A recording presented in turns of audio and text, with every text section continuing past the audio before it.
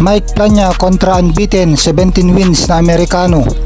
Yun nga mga lods, mapapalaban mamaya ang ating pambato na si Magic Mike Plania kontra Amerikano na si Omar Trinidad sa Commerce, California. Ito ang kauna-unahang major boxing card ng 2025 at sila pa ang main event. Kaya magandang exposure ito para kay Mike Plania sa Amerika.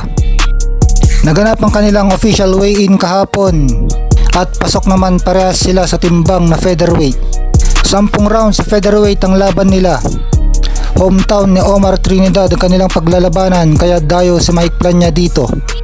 Si Omar Trinidad, 28 years old, may record na 17 wins, 0 loss, 1 draw at 13 knockout.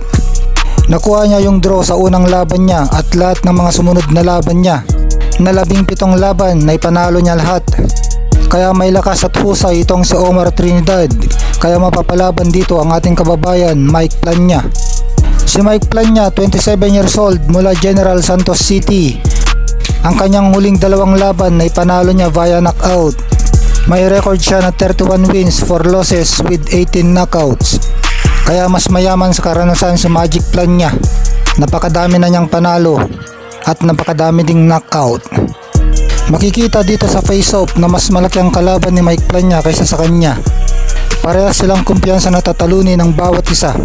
Makikita naman dito sa laban na ito ni Omar Trinidad na malakas siyang sumuntok at may pagkayabang siya.